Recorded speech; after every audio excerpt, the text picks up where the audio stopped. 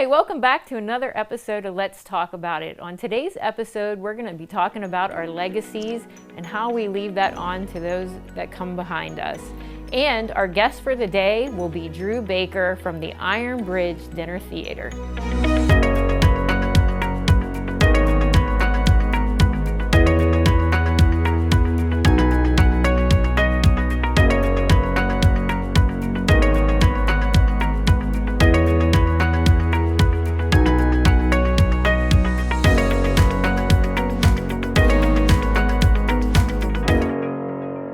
Finally, brothers and sisters, whatever is noble, whatever is right, whatever is pure, whatever is lovely, whatever is admirable, if anything is excellent or praiseworthy, think about such things. Philippians 4:8. I must admit there are times in my life when I feel very troubled. There will be a shift in my peace, and I can feel that shift as plain as anything. And it makes me so anxious, and when I wake, I'm anxious, and when I lay down at night, I'm still anxious. I try to stay busy throughout the day just to prevent my mind from stinking thinking. It's amazing how people, situations, jobs, money can just jump right in there and take over your peaceful mind. It seems so unfair to be hijacked that way. However, I have been trying to think on things that bring me joy. Like our one and only grandbaby is turning 1 in a couple days, and she is a bundle of joy, and she brings happiness. And I think about vacations and places I'd like to visit, and those thoughts make me happy as well, but only for a minute. But most of the time, I try to think of God. I remind myself of who He is and who I am because of Him. And I think of His character and His faithfulness and how lucky I am to know Him, and He knows me. The reading of His Word, which has so much faithful promise, gives me hope and strength. And when my mind wants to revert back to fret, worry, and anxiousness, I'll sometimes listen to worship music. There is a lot to glean from the very presence of God in your life that comes from so many different resources. I'm so grateful knowing He is aware of all that is going on around me, and He cares. Psalms 34:5 says, His eyes are on the righteous and His ear is attentive to their cries. It's amazing to me how these things come quite naturally to God's children when we seek Him in His kingdom without even thinking about it. I'm so glad that no matter how down I might feel, I know that where I choose to place my thoughts brings me an abundance of hope. And albeit I may have to redirect those thoughts multiple times a day, He never lets me down. He always reminds me of how much I am loved, chosen, cherished, and victorious because of Him. And that thought will always brighten things up. When we come back, just 3 ladies with big opinions, we try always to back it up with a big biblical standpoint. So hey, let's talk about it. When it's time for a new roof, Champion Roofing is your best choice. We're a certified award-winning roofing contractor, meaning your roof is done right the first time. Call today. Champion Roofing, we're the solution. This segment is brought to you by Harry's Construction, whose motto is, if you can dream it, we can create it.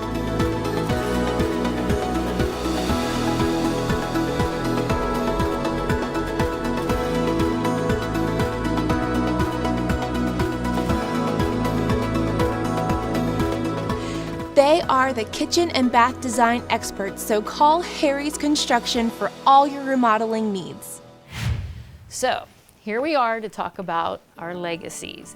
And before I pass this on to you two, a legacy may come from one's character, reputation, and the life that you lead, setting an example for others and to guide their future. Legacies are often tremendously impactful, encouraging, and leave pathways to future generations. That's good.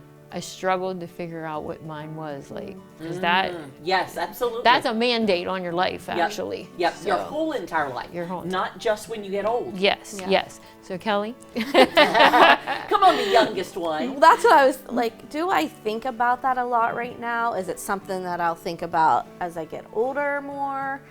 And so I was a little bit like, but the one thing that I am thinking about right now is I'm doing a Bible and I'm journaling in it this time. And the whole purpose behind it is to leave something for my sons to read that I wrote in. I don't know why, I might have said this before, but I thought it was weird to write in your Bible, like irreverent in some way. And I'm like, you got to get over that. It's not, you know. And so even as I'm writing it to be very real. If I don't understand something or I didn't like something, I write that in there because I want my kids to know, hey, mom didn't get this. Mom didn't like it, you know, so I'm being very real with it. So that's kind of the first time I feel like for myself that I'm thinking about what am I leaving behind? What legacy am I leaving behind? To be honest, I haven't thought a lot about it at this point in my life. Because you have a grandchild. Think But about have you legacy. beforehand? No,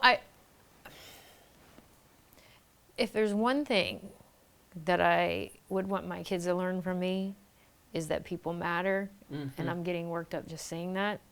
People are important. And I just want them, people can call our family a lot of things. You can call us crazy, because we are. Come to my house when I had all the kids, and we're a little crazy. But I don't want people to ever look at my family and say that we're mean. You know, I want my kids to look at me and say, my mom cared about people.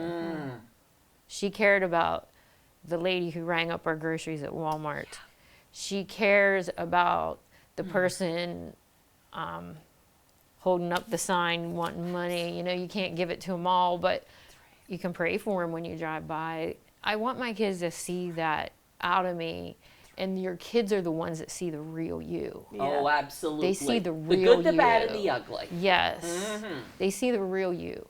And I want them to see that in me. That's who I really am. I may not get a million other things right, but that's who I am.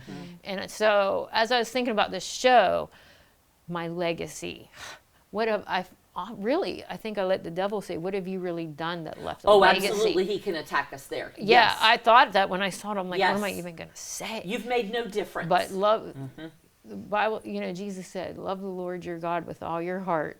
2 greatest commandments, and love your neighbor as yourself. And if I can portray that in my everyday life in front of the people that see the real me, that's my legacy. Right. I was real blessed because my parents were young when I was born, and there's a lot of longevity in my family. I have known multiple great-grandparents, but one specifically, Grandma Beach.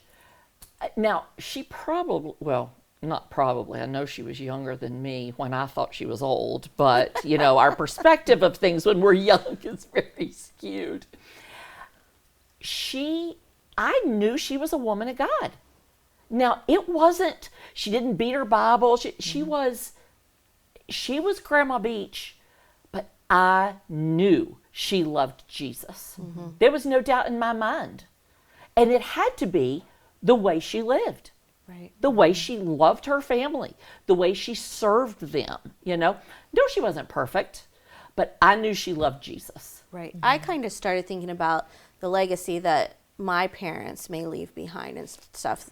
Since I'm not really maybe at the age that I'm thinking what I'm leaving behind, I was like, what are my parents? And I really thought of my mom and her prayer life. I mean, one thing I always saw is she was in the Word and she was in prayer.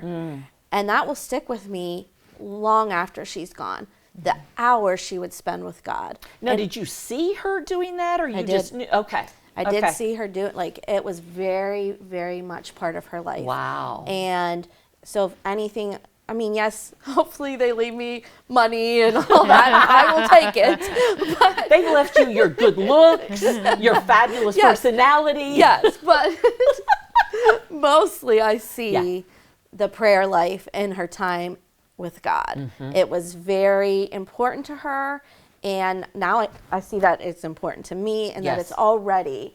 And now I hope that my kids see me spending time in the Word and in prayer, and that it would then trickle down to them and to the next generation. So that's something that I feel like I've grabbed on already from my mother.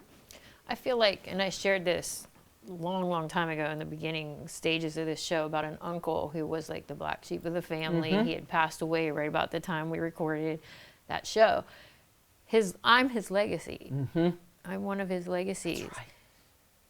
Like, his life was tumultuous, but he did something right one time. That's right. And I am part of his legacy. right. So you don't always have to be this stellar That's right. person all the time. Yeah. Right.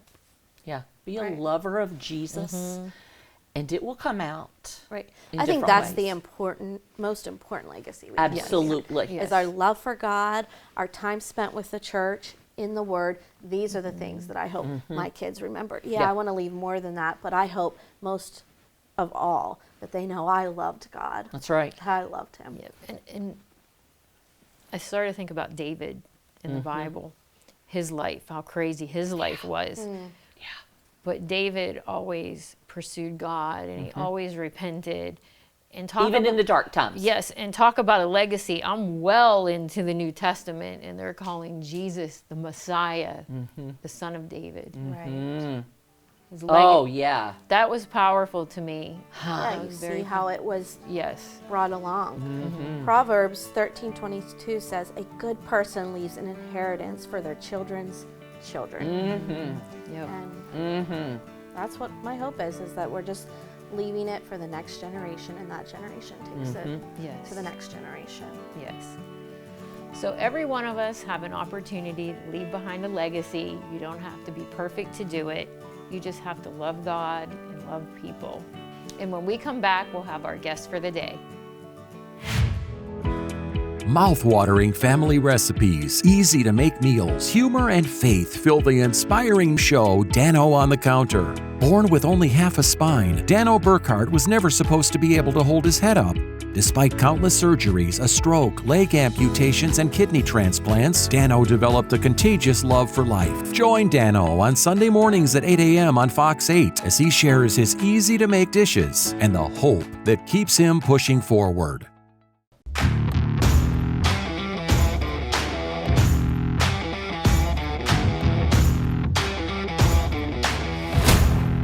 Impact Productions, a multi-layer technology company providing on-site, online, and in-studio video services.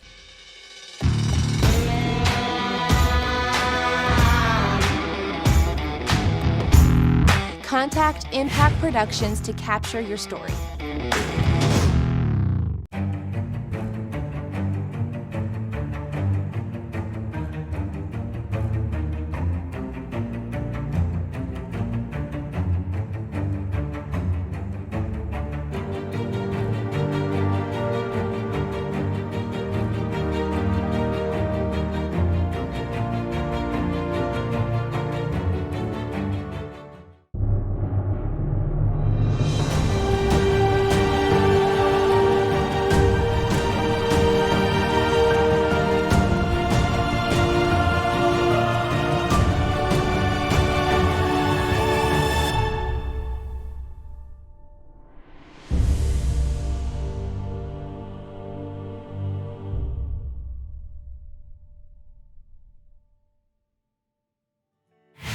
Today we have Drew Baker from the Iron Bridge Dinner Theater as our guest today.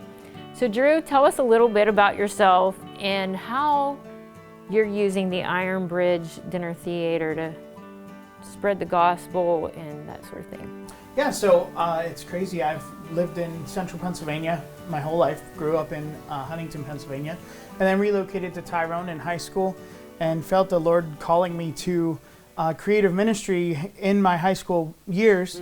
And so then at that point, I started to seek opportunities. And then it was coming to the end of high school and thought, what am I going to do? And at that point, my senior year of high school, I started what was then known as Know a Lot Productions. It was kind of a play on words. I always joked that if I had a son, I was going to name him Noah and Lot, two biblical names. And Know a so, lot. yeah, Know Yeah. a lot. And so that's what we started out as. Wrote two original pieces and traveled from church to church, And we've grown a lot since then. I wish I had pictures of that, but actually I don't, because our original spotlight, it was hilarious. Our original spotlight was an old floodlight from your front yard in an oatmeal container. In an oatmeal container. Tube. So that's what we did. But and it was hilarious. But then right there toward the end of high school, I felt called to more ministry and was like, all right, how do you really get into the creative arts and use it for ministry? Because we're not really in an area here that really fosters that, you know. There's certain churches that do, which I think is incredible, but I was not in one of them. And so I became a children's pastor right out of high school. Actually, throughout high school, I was doing a lot of creative ministry. My grandmother's church needed a children's pastor, and so for 6 months I did that, and then auditioned at Sight and Sound Theaters in Lancaster, performed there for 2 years, worked in the inner workings of Sight and Sound, and then felt God calling me back to here. And at that point, mainly my primary ministry was to present one-man shows of different men of scripture and history. And so I was traveling in ministry, different churches, different organizations each week, doing that. And then we started to add more characters and more actors in. And so we've just grown from there into the Iron Bridge Dinner Theater. Originally, when just coming back from Sight and Sound, we changed the name again from Noah Lot Productions to Faces and Places Ministries. And then from there to the Iron Bridge, because we had relocated to an actual permanent space outside of Tyrone, right near the Iron Bridge in Grangerville. So hence the name, but it's really interesting. As time has gone on, since COVID hit, we don't have our building anymore. We don't have the brick and mortar location, but we've really been blessed with other venues and being able to take the gospel through secular and strictly Christian productions. When we first started Faces and Places Ministries, we planned on using secular material to really present a gospel message. One of the biggest shows that we had done that will probably connect with all of you was Steel Magnolias. And whether you really, I mean, it's such an iconic secular show, but when you really get in the depth of those characters, there's really a lot of heart, there's a lot of personality, and there's a lot of spiritual substance in that show. So those were the shows we were trying to do. And now coming out of COVID, we're looking at doing more biblical, in-your-face scriptural shows that will really not necessarily maybe evangelize the non-believer, but also encourage the believer. Because I think we're at a time where it's important that the believer is encouraged. I think we've sat too complacent for too many years, and people are comfortable where they're at, and they think there's no more growth to be had. And so using the arts to encourage and to enhance that and to call people to action is what we're really focusing on. I love that. I do too. Yeah. And so you've been doing this for how many years then? You want to know my age? No, 20 years. 20 years. 2022. So in those years, what would you say were some of your favorite shows? Oh, wow. Some of my favorite shows.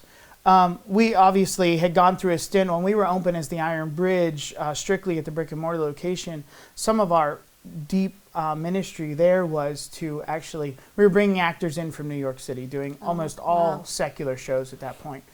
Some of the highlights were Mamma Mia, Sister Act, Newsies. A lot of those shows, though, we were able to pray with the cast before the show. We were able to minister and really bring people that were not used to that aspect into a world that, you know, our staff were Christians, our staff were really showing an example. And that was key for us, and that was special because a lot of these people that are transient going to other theaters didn't have that background, didn't even have an introduction to the gospel. So that was key. So actors from New York. Yeah. Where do your actors come from now? We still use actors from different locations. We try to use as many from the local area as we can, but we also do bring actors in from across the region and across different states. We just were able, we were blessed most recently to produce Ruth, the Sight and Sound's original script, and several of those key actors came from outside of the area and came in.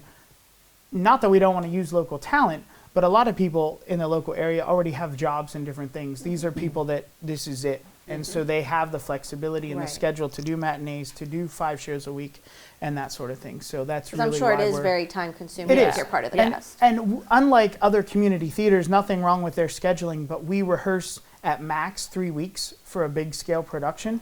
So we're rehearsing all day, all hours, day and night. And so it doesn't allow the flexibility for a lot of local people to participate. So are some people paid and some people volunteer? Or? Our company right now, we do have a lot of volunteer staff. A lot of our support staff just believes in our ministry, believes in what we're doing. Everybody that participates believes in what we're doing, but some are stipended positions now. When we were at 427 McFarland Road at the brick and mortar location, we were under a different structure. You know, post-COVID, it's been a little different. At that point, people were all paid a stipend and being able to move forward with that. Post-COVID, things have been a little iffy. And so we're actually seeing God restore a lot of what we had and really build upon what we had before. So we're slowly getting back to that where we'll have full paid staff. So that's exciting. That is exciting. Yeah, absolutely. Well, and hopefully it's not just restoring, but is it excelling? Exactly. Yeah. And Exactly. making it something even better, Yes. bigger than you may anticipate. Right. Yeah. Bigger than we can imagine. Absolutely. 'Cause that's what he's good at, That's obviously. what he's good at, and I'm not sure that I'm ready. No, I am ready. I am ready. That it We're was never ready. it was a good 3-year kind of hiatus and break. I realized at that point how much I needed the break, but and needed just to go back into what God's original call was in the ministry. So it was a good time. But seeing the growth and the building, the rebuilding is exciting too, which takes us to the point where it's good that we don't have a brick and mortar location anymore, because we're able to be at different venues, and we're looking at doing small tours. Last spring, another favorite show, I couldn't even imagine going through a list of favorite shows, but last spring we did The Hiding Place, the Corrie ten Boom story, and it was so powerful, so amazing, and we're actually bringing that back in a touring version this fall. Oh, wow. So we will be, we will be. So that's traveling one thing across you have coming up. Is there anything else on the list coming up? Yeah, we actually have a show coming up the end of September that is called Sugar Free and Filled with Nuts. I just love that. Sugar free and filled with nuts. Can you guess what the theme would be? Yeah, well, we already talked, but yes. Yeah, it's a show about a dysfunctional church. A new pastor comes in and decides that he's going to change things that are happening here. And the bossy church woman comes in and says to him, "Pastor, you just parked in my parking spot. Let's get some things straight." And she tells him about the pastor's pictures that are on the wall. And he says, "Now wait, is that the year they came or the year they left posted on their picture?" And she says, "Both." And so that really is, she says, "Oh, by the way, I chased the vagrant away that was needing help at the front door also." And out the door he goes to go help the vagrant. And that's really the basis for the show. But so that's going to be a good time as well. Well, thank you so much for being here today, and Yeah, we no, look thank you. forward to seeing another one of your shows. I'm going to have to check that one out. Yeah, me too. Absolutely, yeah. Yes. So, check out Iron Bridge Dinner Theater. Find them on Facebook, and once you follow them on Facebook, you'll get all the dates to Drew's next shows coming up.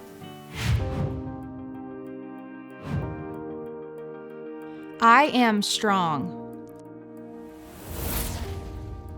I am enough.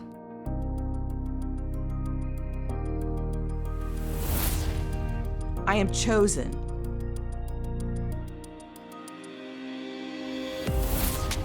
I am empowered.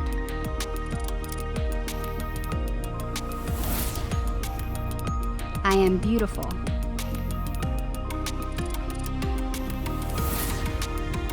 I am amazing.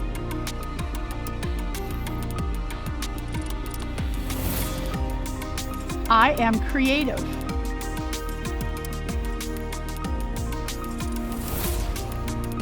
I am valued.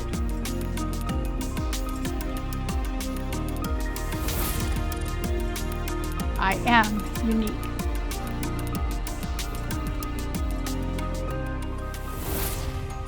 Women, I am so excited for this next ladies event that is held on September 29th at Transformation Church, and it's called I Am.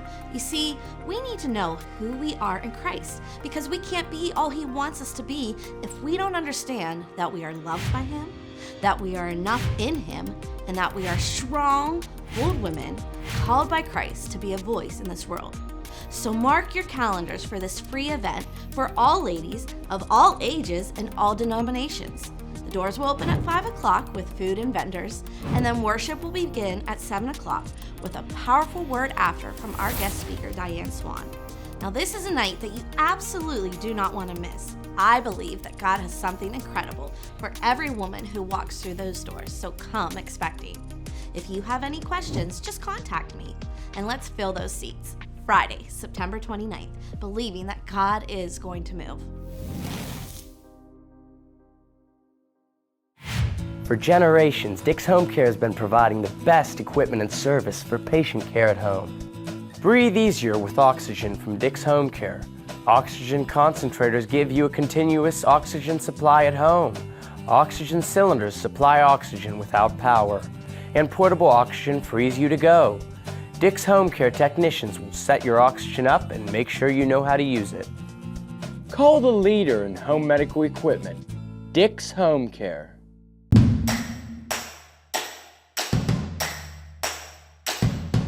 Made by Vogel is a father and son business that produces high-quality handmade wooden products such as cutting boards, bowls, bottle stoppers, and more.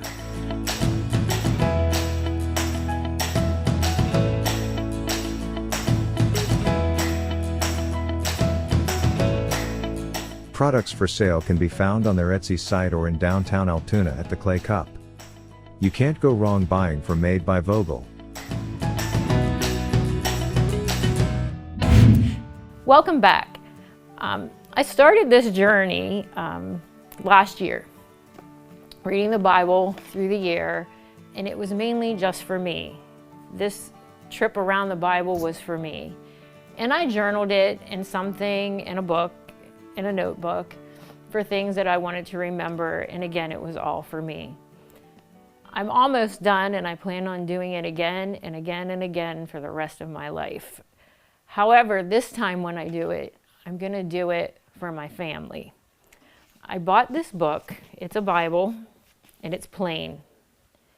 You can decorate the cover however you want it, and you open it up, and there's lines on both sides. It's a journaling Bible.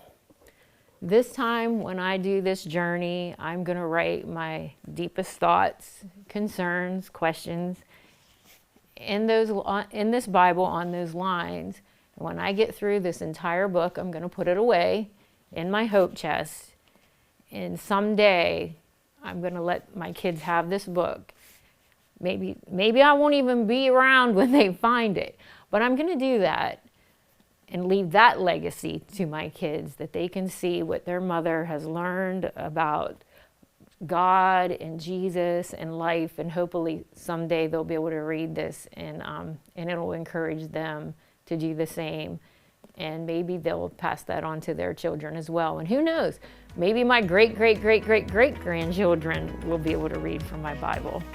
So that's my tip, for as simple as it is, and we hope to see you again next week on Let's Talk About It.